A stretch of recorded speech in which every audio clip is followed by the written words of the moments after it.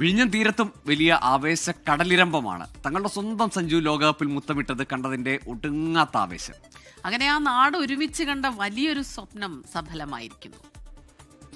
വിഴിഞ്ഞത്തിന്റെ മകനാണല്ലേ? അതെ അതെ, നല്ല സന്തോഷമുണ്ട് കപ്പടിച്ചതിൽ.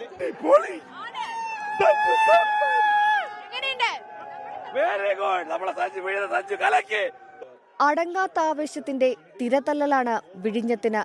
അവരുടെ നായകനായുള്ള കാത്തിരിപ്പിലാണ് ഈ തീരദേശം.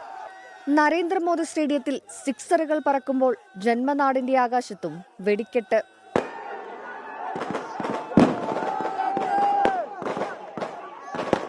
സഞ്ജു തളർന്നപ്പോൾ കൂട്ടിരുന്നു, കരഞ്ഞപ്പോൾ കൂടെ കണ്ണീരണിഞ്ഞു. ഇപ്പോൾ ലോകത്തിന്റെ നെറുകയിലെത്തുമ്പോൾ അയാളെ ഓർത്ത് ഈ ജനത അഭിമാനിക്കുന്നു.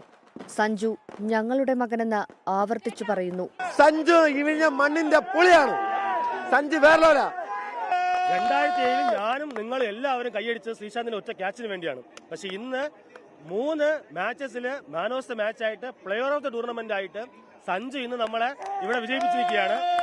അതുകൊണ്ട് ഒറ്റ വാക്കേ പറയാനുള്ളൂ, സഞ്ജു ചേട്ടൻ പൊളിയാണ്. സഞ്ജുവിന്റെ വഴിയെ സഞ്ചരിക്കാൻ ആഗ്രഹിച്ച് കഠിന പരിശീലനം നടത്തുന്നവർ ഒരുപാടുണ്ട് ഈ മണ്ണിൽ. സഞ്ജു സെഞ്ചുറി അടിച്ചില്ലല്ലോ, ഹാഫ് സെഞ്ചുറി അടിച്ചോണ്ട് സന്തോഷമുണ്ട്. പക്ഷെ ഹാഫ് സെഞ്ചുറി അടിച്ചോണ്ട് ഉപ്പുകാറ്റേറ്റ് ഈ മണൽത്തരികളിൽ പരിശീലനം നടത്തിയാണ് സഞ്ജു വി സാംസന്റെ തുടക്കം. ലഭിക്കുന്ന അവസരങ്ങളിലെല്ലാം നാടിനോട് നന്ദി പറയാൻ മറക്കാറില്ല. ആ നന്ദിയും സ്നേഹവും ഇരട്ടിയായി നാടും തിരിച്ചു നൽകുന്നു.